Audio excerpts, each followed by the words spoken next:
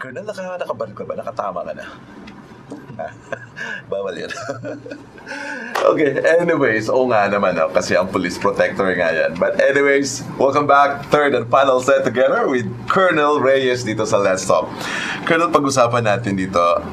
Sabi mo kasi kanina, usually kayo ang parang nire-request kayo for sa mga special operations, mga ganun. Ito, may napapansin ako, pag may mga big concerts dito or mga kailangan ng security, maraming pulis at para bang hindi naman mga pulis na galing dito sa munisipyo na to. Saan yun? Saan nyo ba galing yun? Most of the time sa amin galing yun. So, paano mag-request?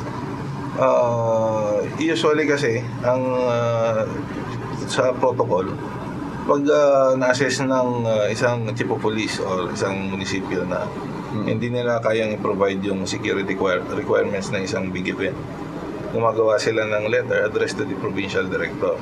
Then the provincial director will direct us to provide augmentation dun sa munisipyo na nangangailangan.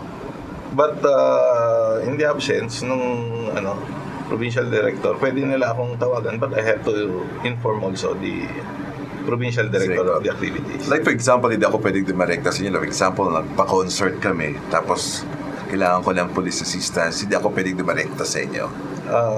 Pwede kayong dumirekta sa akin, but I have to inform yung immediate superior ko, kasi yung provincial director. Pa rin, na hindi naman parating hindi mababypass yung isang munisipyo. Ngayon, pag-usapan naman natin ay yung hanggang saan ang limitasyon ng trabaho ninyo, Colonel? Well, lahat naman ng trabaho meron tayong limitations. So, siguro pag nag-violate ka ng human rights, so limited kami doon. Kasi ang police naman or any law enforcer is protector ng human rights. Para rin sa kaalaman ng ating mga viewers, Colonel, like for example, pag ang police ba, pag lumabas, kailangan dala-dala ang baril nila? Yung issued gun sa kanila? Meron kasi tayong meron tayong mga policies dyan. Ang mga police kasi, pag hindi naka-uniforme is hindi nila dapat din-display yung baril nila. But of course, there are some exemptions. Especially dun sa mga tao natin na gumagawa ng mga intelligence jobs or yung mga mostly hindi nag-uniform yan. Hindi nag-uniform. But dapat concealed yung mga baril nila. At kailangan ba ang baril nyo parati loaded? Hindi naman. Hindi naman. Basta pag walang operations. Pag sa office. Ngayon, sa schooling ninyo, kundi sa inyo, sa Ilocos Provincial Public Safety Company, may mga requirement ba na pwedeng pumasok sa at maging member ng inyong unit? Actually, basta police naman and willing to na ma-assign sa amin is very much welcome. Walang height requirement? Sa sa pagpasok mo ng pagiging police talaga, meron na. Marami tayong requirement. Sa unit naman kasi namin, mga police na talaga yung pumapasok. At kailangan gwapo, mga ganun, no? Hindi naman. Gaya mo. Uy, sandali Colonel, may nabalitaan ako. Lighter side naman tayo. Balita ko, naging mass comm student ka ata? Graduating na ba ata? Ganun ba yun? Bago ka nag-police? Well, before, nung nag-aaral pa ako ng college, bago ako mag-take ng exam sa PNPA, mass comm student ako ng Angeles University Foundation. Tapos? Fourth year. So, siguro, nauna yung calling natin sa pagpupulis. Kaya hindi ko na natapos yun at dito ako napunta. Ay, hindi ka na ba pag-topple up? So, nag-training ka na lang? Hindi ka na kumuha ng mga criminology, mga ganun din na? Hindi na kasi yung requirement doon sa academy nun is at least third year college, you can enter the academy. Pwede ka rin pala mag-host, no? Papalit na sa Let's Talk. Colonel Reyes, di ba? No, maganda yun. But eto, what about sa family nyo? Kasi, di ba, yan ang buhay nga, sabi nila, police, lalo na pag may mga rangko na na-assign sa iba't ibang lugar. So, paano yung pamilya mo? Ano yung dala-dala mo na kagad? Actually, wala yung pamilya ko dito. Nasa nandun sila residing sila sa Canada na. So may ibang pamilya na lang si Colonel dito. Wala. Sabi kasi nila, ayun rin.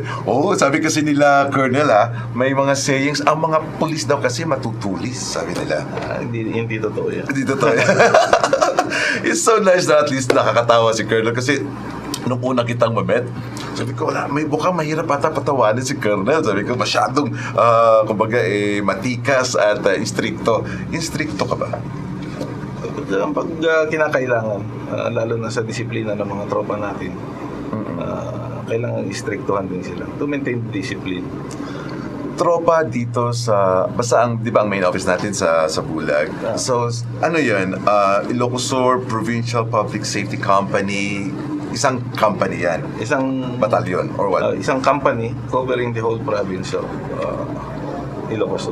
So ano yun, parati kayong umiikot lang.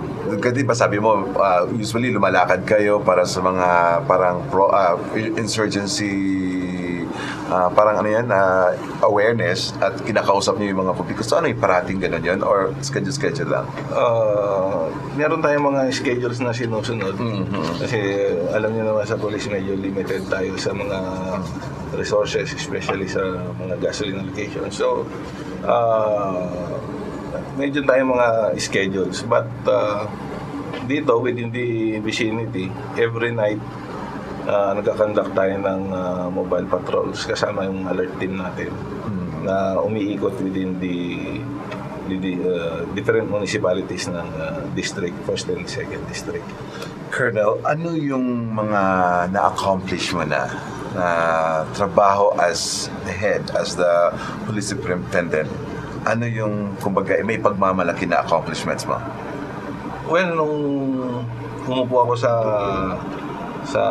as the head ng ISPPSC, so kailangan ipunin ko muna yung tropa ko and ayusin kasi being a new duly established na unit, so kailangan nating ayusin.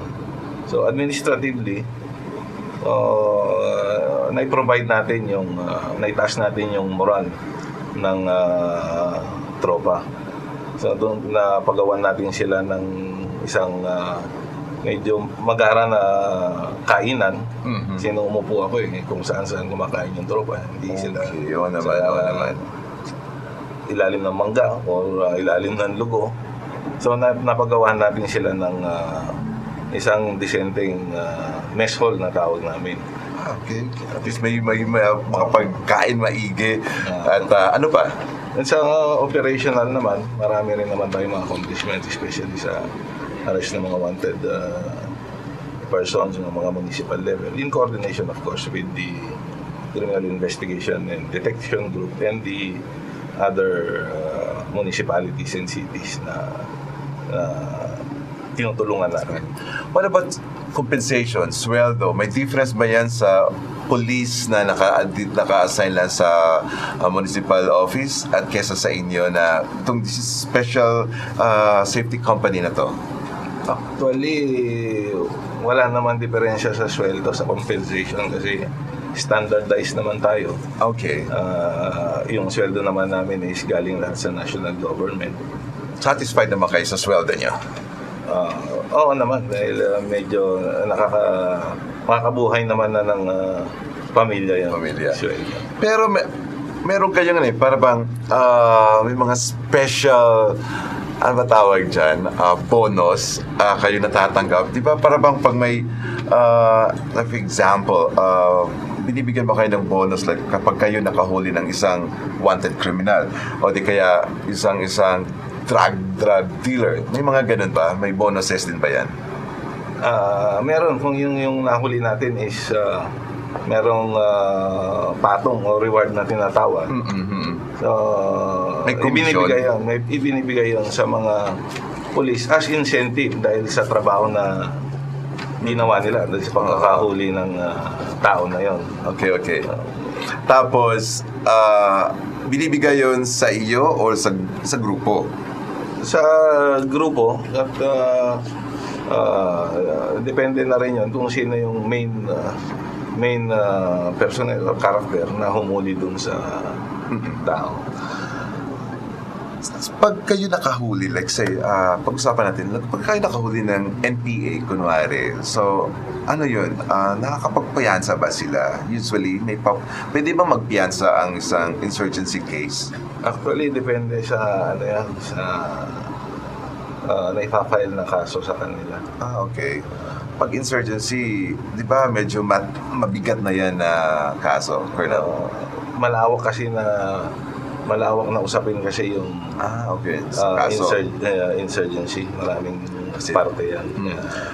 Tapos, sa mga, kunwari, sa hearing din, naimbitahan din ba kayo para bang umupo sa witness stand o di kaya umupo sa witness stand? Pwede kayong umupo? As witnesses. As witnesses. Naimbitahan din kami dyan sa witness stand. Ngayon, sa CIDG naman, paano yung communications ninyo? Ano yan? For example, may nag-report sa CIDG, ipapasa rin ba sa inyo? Parang ganon?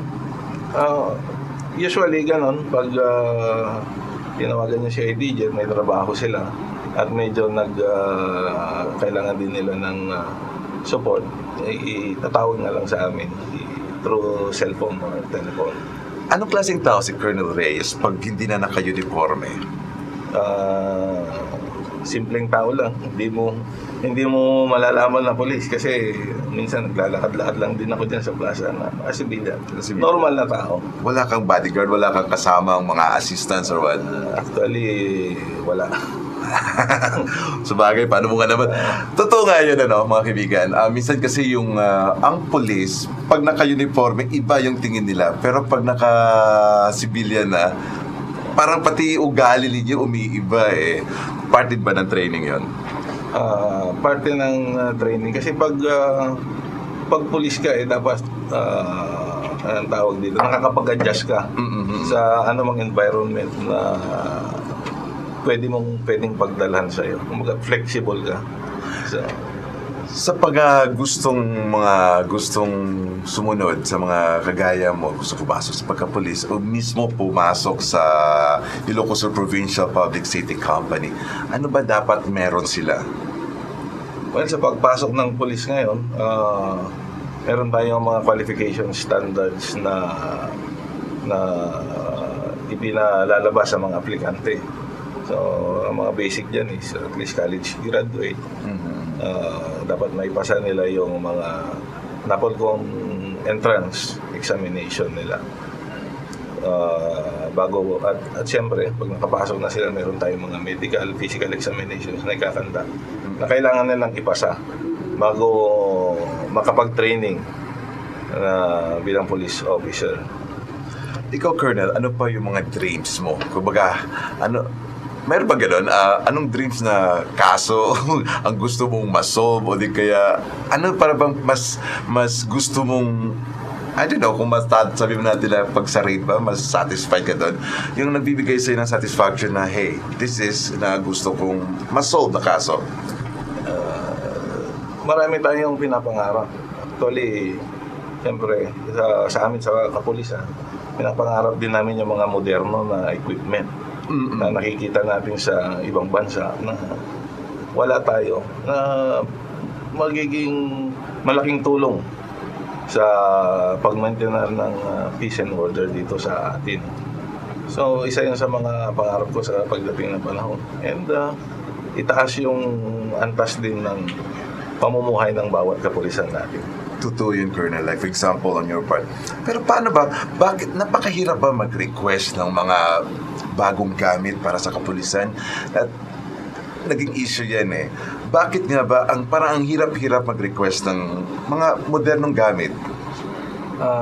Hindi naman actually mahirap mag-request.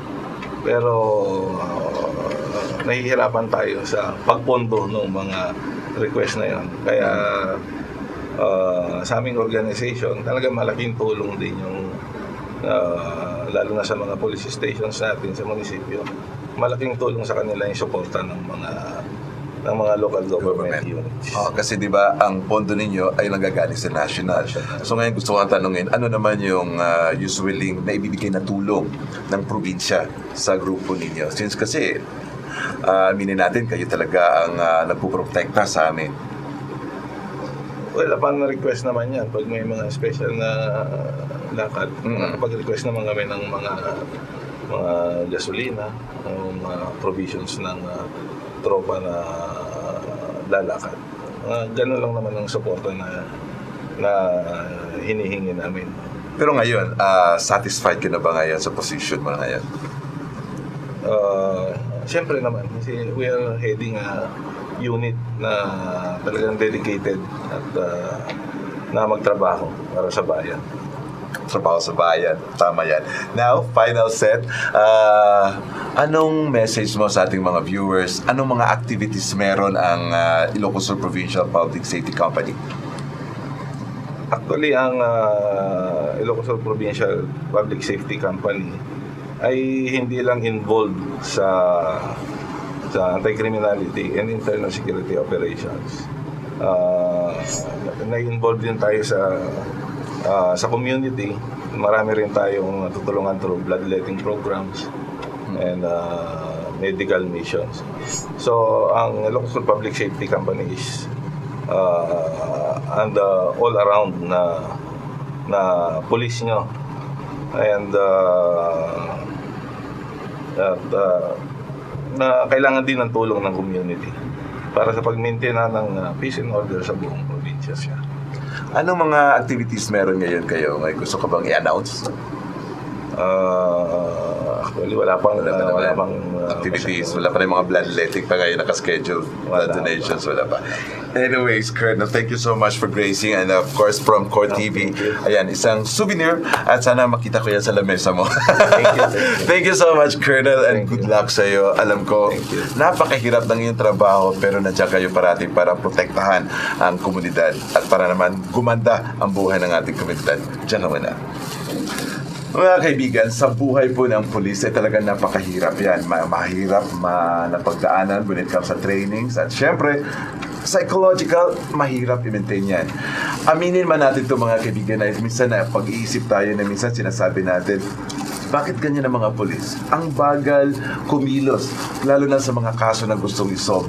Just because hindi natin alam ang mga proseso, kaya tayo mismo na mga tao ay dapat alamin din natin. Ano nga ba ang dapat proseso? Huwag tayong dada na lang kaya so parati na lang sinisisi natin ang pulis, nako, parati sa huli lang yan darating. Hindi ho ganon, may proseso ho yan. The best thing nga from time to time naman, pwede din nyo naman silang bisitahin, makipag-usap, dialogo lang naman ang kailangan natin para may matutunan tayo at para malaman din natin ang mga obligasyon nila at ang obligasyon din natin ng komunidad.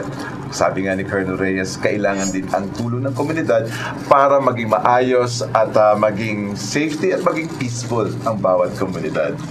Before we say bye-bye, thank you so much sa HA Salas sa Marketing. Maraming salamat po sa King Harris Furniture. Lawag Solid 8 Refresh Water. Thank you so much. And also maraming salamat sa Hervey Salon. Thank you so much kay Dr. Divina Veracruz Basilio, Veracruz Skin Facial Body Care Center. Ihawan sa Kawayan, maraming salamat. At sa inyong lahat, maraming salamat. Ayun, marami kaming announcement soon. At sa inyong mga viewers namin. By the way, ito, in behalf of Let's Talk, we would like to greet Core Productions happy 6th anniversary. Ay, so 6 years na kami. So the whole year, ayun, ay magbibigay po kami ng maganda pa at kakapulutang aral na mga shows. So, ito po ang talk show that talks about controversies, issues, and lifestyle. I'm Derek Gonzalez. Goodbye everyone. See you again next week. Thank you so much, Colonel. At ulitin natin ito.